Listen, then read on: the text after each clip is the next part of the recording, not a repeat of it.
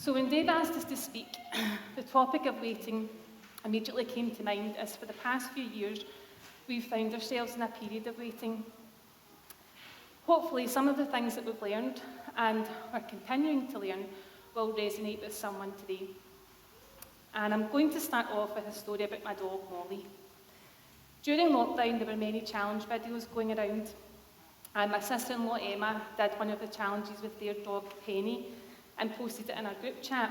So the challenge was, you put a treat in front of your dog, right in front of them, and tell them to leave it, and then you walk out the room for a full minute and see if they'll wait until you come back in. So Emma did that. She left the room, and Penny, because the camera was right in front of Penny's face, Penny dutifully waited the full time, didn't move until Emma came back in and told her she could then take the treat. So we then decided to try it with our dog Molly, and here was our effort. Leave, leave, leave, leave, leave. I think she lasted about 10 seconds, and that was actually the second go. The first one, she only lasted 2. And in her defence, she was just a puppy at that point. Waiting on something isn't easy, especially if you're like me, and once you've an idea, you want it done right now. We don't have much practice at waiting when we live in such an instant world. The internet has changed the world so much, and we have access to so much at the touch of a button. Teenagers only used to Spotify, would ever have needed to sit in their room with a tape player, waiting for their favourite song to come on the radio so that you could record it, and you would try and miss the DJ introducing it at the same time. We've just returned from a holiday to Florida, which was fantastic, but it did require a lot of waiting. Disney are very clever with their queues. You never see a giant long line of people waiting in front of you, so you can visualise just how long it's going to take. The queue twists and turns, and along the way is tremendous detail about the ride, or a blast of air from a fan, which just keeps you going in the line instead of giving up and going back. This is the queue for one of the rides, Everest. There's so much detail to look at, and it's split into different rooms, so that you've no way of seeing how many people are ahead of you. Sometimes we thought we'd reached the end of the queue, only to turn a corner and realise that we still had a while to wait. There were 10 of us on the holiday, and let's say that we all waited differently. Some of us were just happy to be there and take it all in. Some were a bit more fidgety, moany. How much longer? I'm too hot, my legs are sore, I need a drink. And some had too much time to think about it and talked themselves out of it altogether. We've been waiting for a few years, and I have displayed all of these emotions, and probably more of the negative ones, like doubting, feeling like giving up, and moaning. God can use a variety of ways to speak to us, even when we've taken the huff and aren't really wanting to listen. I'm one of the Power Kids leaders, and over the past session, our team just happened to be on the weeks when the story was people from the Bible who had to wait on God. I was teaching the kids how important it is to rely on God and trust, even if God makes us wait. It was like a reminder straight to me, even when I wasn't doing a great job of living it myself. So this morning, I'd like to look at those 2 people from the Bible who also found themselves having to wait. Abraham was 75 years old when he first received the promise of a son, and he was 100 years old when Isaac was born. Abraham and Sarah waited 25 years for the fulfillment of God's promise.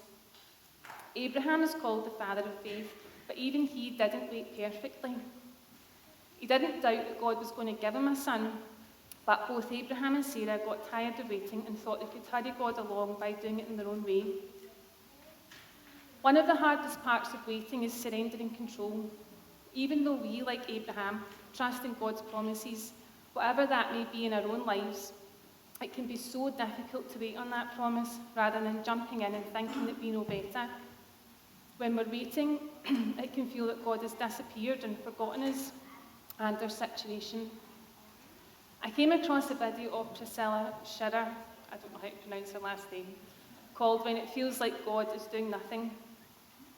One of the things she said stuck with me. The times when we feel God is doing nothing is when he's behind the scenes writing our story, orchestrating the details of our lives for encounters and ordering our footsteps. You can trust God with the stuff of your life because God is orchestrating it all. Waiting makes us realise we are not in control and we can't do everything ourselves. It's not a comfortable feeling, but it's where God wants us to be. Not in a controlling, I'm in charge of you way, but in a way that makes us realise that we don't need to be in control. Psalm 46, verse 10 says, "Be still and know that I am God." All the worry, the stress, he doesn't want us to go through that. He knows our story. He's seen it from the beginning to the end. And Noah was at one of the ones at Maranatha camp this week. And when he came home, he was unpacking and he took out his Bible and a little card he'd got from one of the workshops that he'd been doing. And it had some Bible verses on it, and he started actually opening his Bible up and reading them to us. And I thought they fitted in nicely with this part, so he's going to come and read one to us now. So I'm going to read from Isaiah 26, verses 3 to 4. You, Lord, give true peace to those who depend on you because they trust you. So trust the Lord always because he is our rock forever.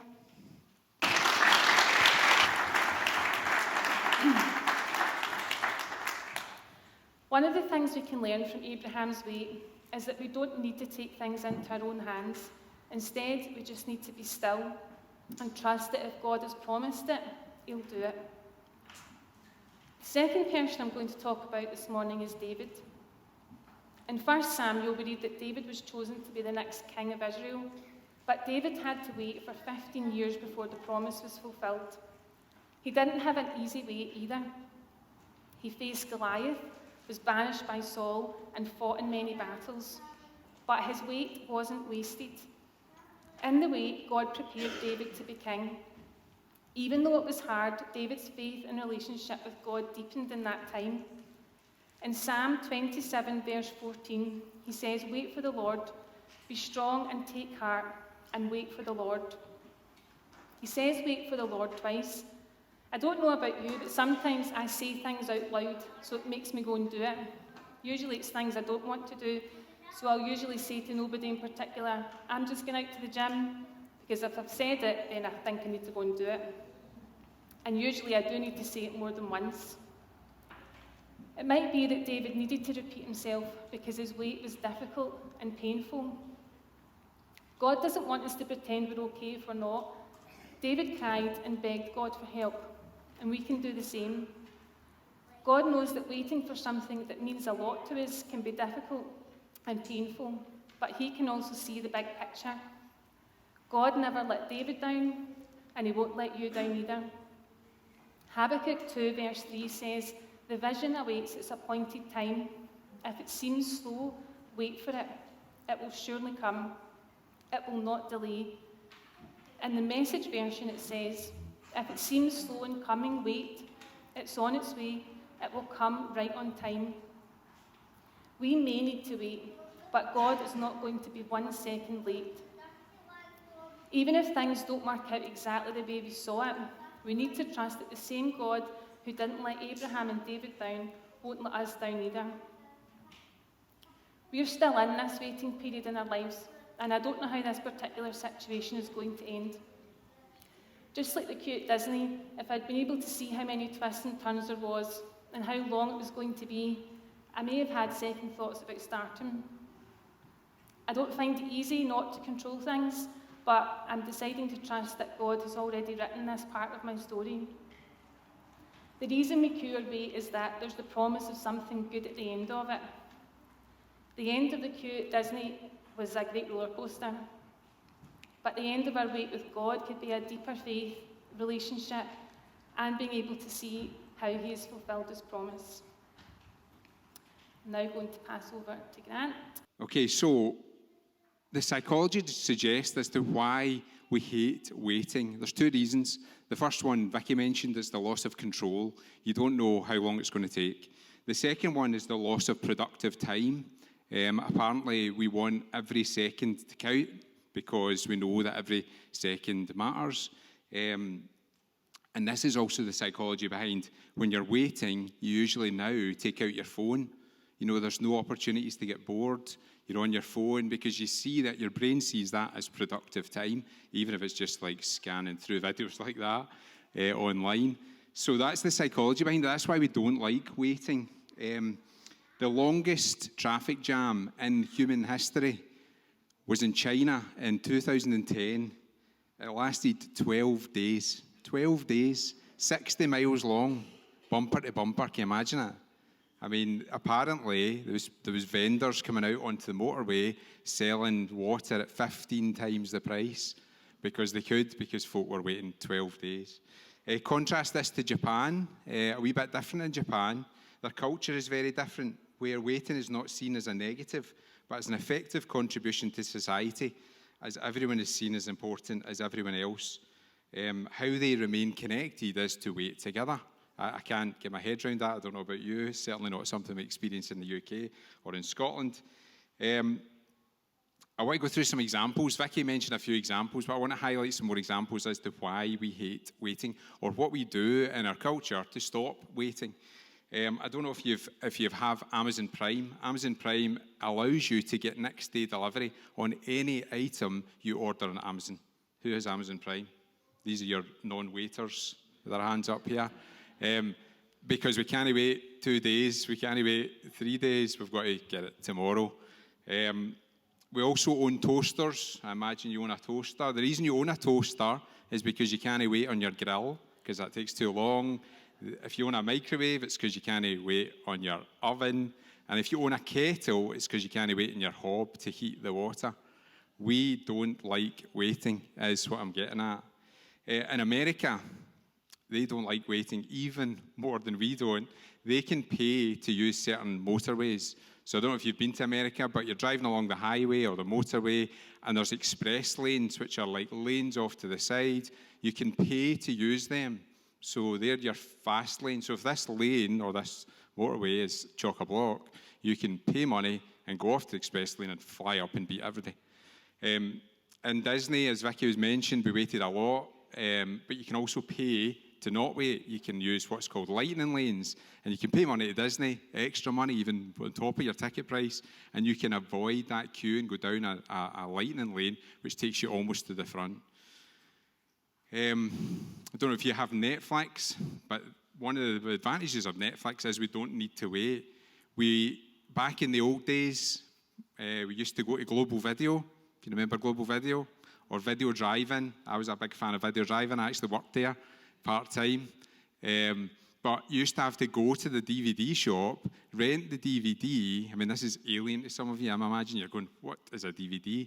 And you would rent the DVD, and then you'd have to go home, put it in your DVD player, and watch it. And now Netflix avoids all of that hassle. We don't need to wait. We can just put it on instantly. If you've ever watched a box set on Netflix, you'll notice that when it comes to the intro, there's a skip intro button. How many of us use the skip intro button? Aye, all the time. You don't want to wait that 10 seconds for that title sequence. Let's skip that. We've seen that. Move on. Don't want to know who's in it. Don't want to know who directed it. I'm not interested. Let's skip forward. Spotify's another one. So Spotify, the latency, which is the time between when you press play on the song as to when you hear the song, is 265 milliseconds. Now, 265 milliseconds to us in our brain is instantaneous. So you press play and you get the song straight away. That's not what used to happen. I want to highlight this here. Now, this is called a CD. Okay, CDs are what we used to listen to music on. This CD in particular is from the best band of the 90s, a band called Oasis. This is their third album. Now, picture the scene. They've released 2 fantastic albums. I am a huge Oasis fan, but in the 90s in particular. So 2 massive albums so far, and this is their third album. We're waiting on it. They've got a release date. The release date's coming up. You're talking to all your pals. I'm 16 at the time, so I'm at high school. All my pals are Oasis fans. We're all waiting for this album. Turns out not to be that great an album, but we don't know that at the time. We're waiting on it. So the release date was the 21st of August, 1997. Okay, so they released that nice and early, so you've got a big long wait, anticipation to getting it. John Menzies, if you remember John Menzies, that was a shop. I don't know if it still exists, I don't think it does. But that was selling this, and it was opening early on that day. It was opening at 8 o'clock in the morning to sell this album. So you couldn't get it on Spotify. Nowadays, you would just go on midnight on that day and just press play, and you'd be able to hear the full album. You had to wait till the day. You had to go to the shop. So me and my pal, 6:30 in the morning, turned up at John Menzies in Hamilton to wait for an hour and a half till it opened. Now, you might think, you're having a laugh there, but I've actually kept the receipt. I mean, that's how embarrassing it is. It's a sad story, not from like a crying point of view, but from an embarrassing point of view. So I've got the receipt here. John Menzies' receipt from 1997. The time on it, 8:10 in the morning, and that's when I bought this album.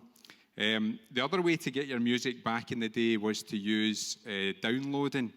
So Vicky said that the downloading used to hit record on the Ghetto Blaster, but you could also download from Napster.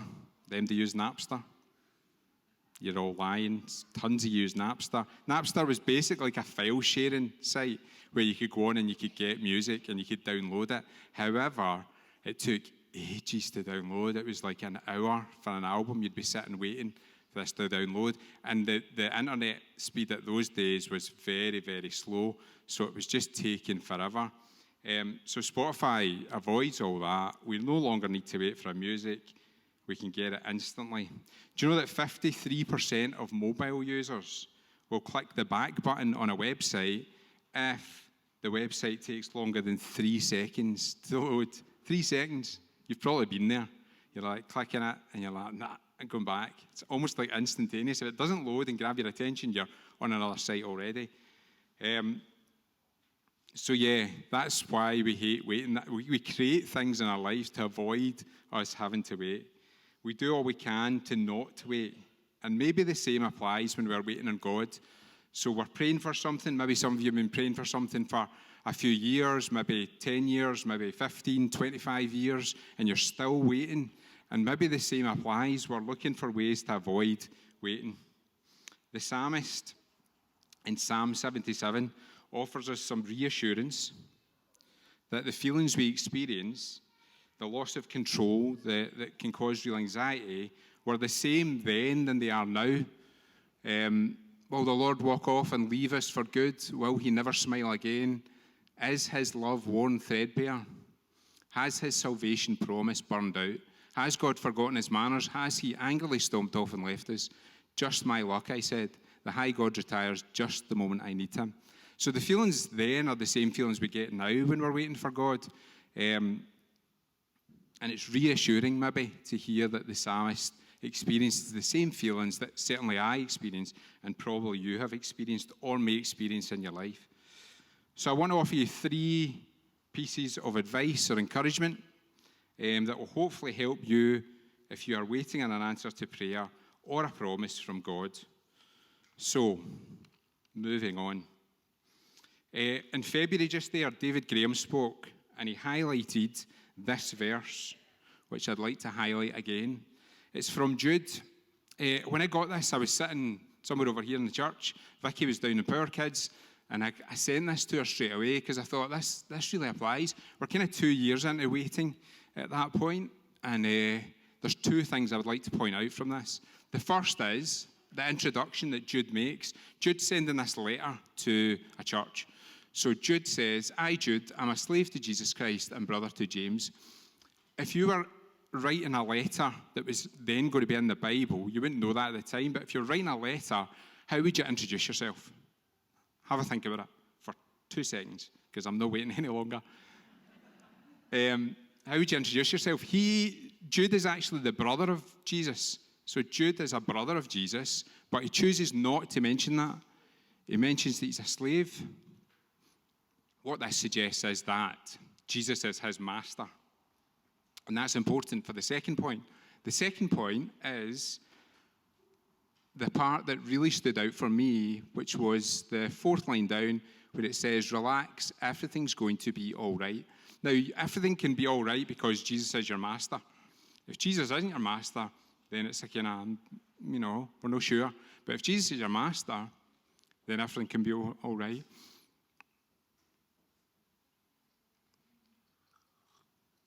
So point 1.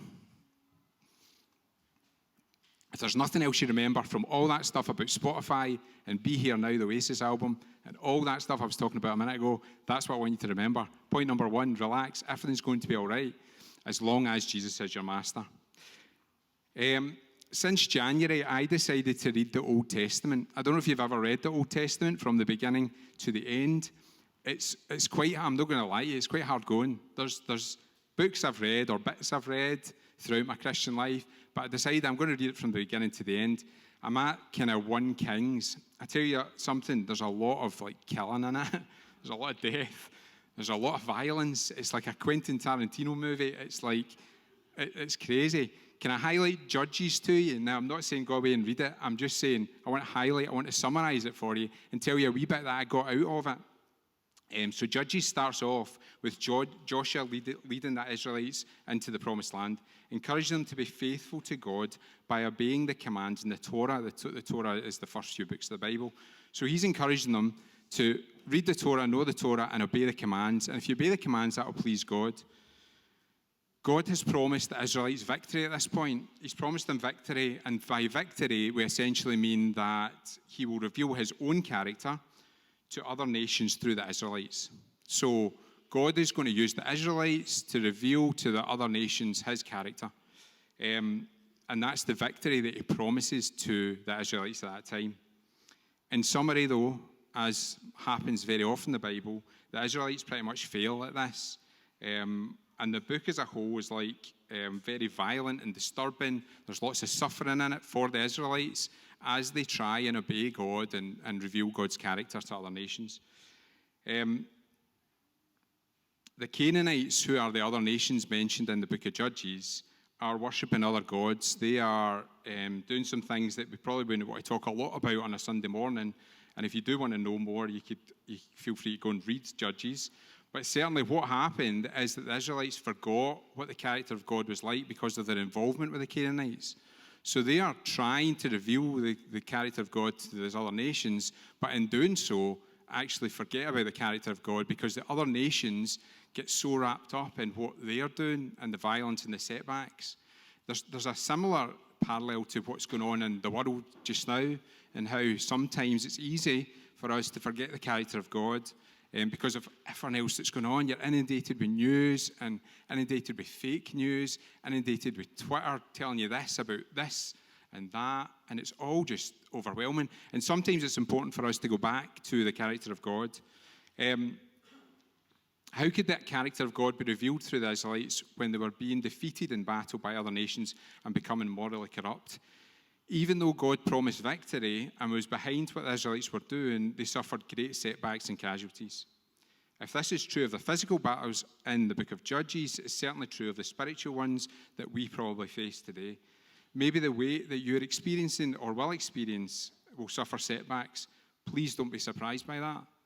It doesn't necessarily mean that you're not being led by God.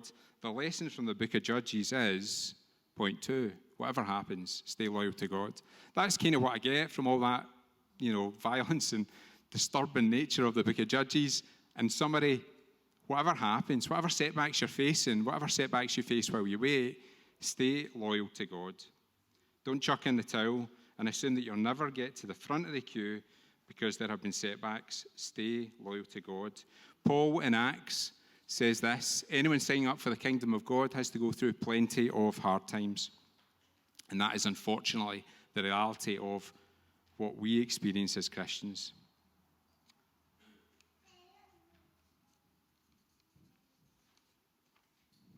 So far, relax, everyone's going to be okay. Whatever happens, stay loyal to God. And lastly, point 3, let's look at the book of Exodus. Exodus 34, verse 6 is the first time recorded in the Bible that God reveals his character to his people. This is what he says. This is God speaking to Moses. And he says, God, a God of mercy and grace, endlessly patient, so much love, so deeply true, loyal in love for 1,000 generations, forgiving iniquity, rebellion, and sin. And that is the character of God. Now, as Christians who have maybe been around for, a while, I've been in this church for quite a while, since I was 16, so what's that, 7, 8 years maybe?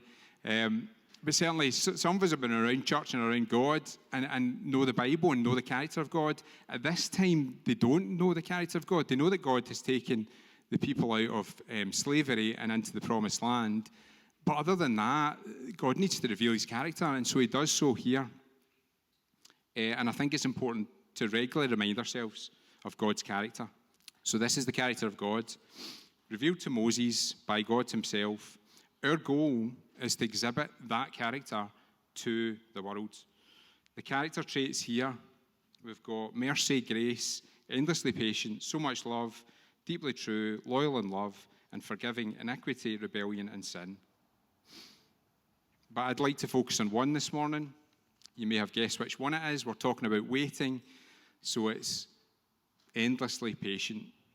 Point 3, be patient, endlessly patient while you're waiting. This is easy for me to say standing up here, but the reality of our lives is that sometimes that's a bit of a struggle. Picture the scene. Jacqueline and Liam are driving along the M74.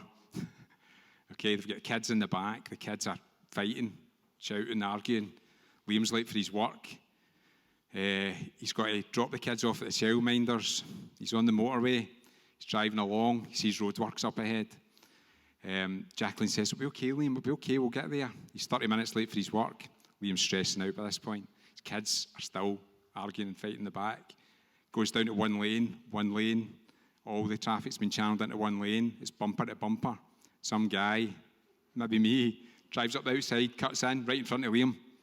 Jacqueline turns round. "You've got my permission to do this, Jacqueline." Just turn around to Liam and go, "Remember what Grant said? Be patient, endlessly patient." Yeah, so it's easy to say that up here, but let's talk about being patient when it comes to waiting for God. Let's not focus on this, but let's focus on the waiting situations that you've maybe been praying about. God cares as much about the wait as he does about the outcome of whatever you're waiting for. I'll say that again. God cares as much about the wait as he does about the outcome of whatever you're waiting for. Your character can be developed while you're waiting. In fact, I'd maybe suggest that for us to learn to be patient, we have to wait. I don't know if there's another way of learning to be patient other than waiting.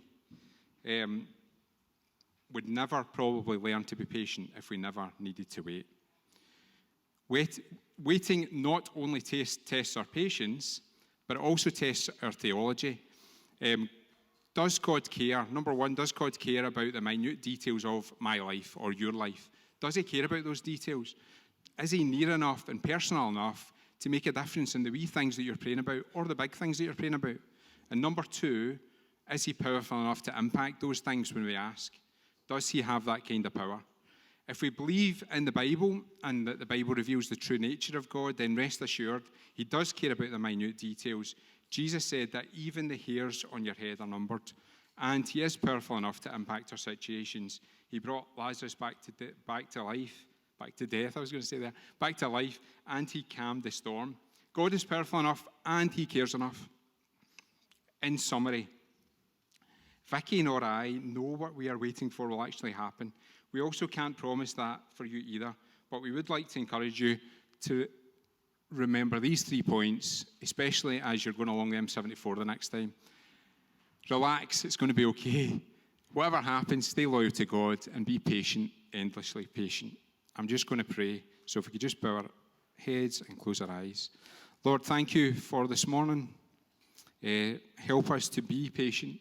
Help us to stay loyal, and help us to be reassured that it's going to be okay. I pray this in Jesus' name. Amen.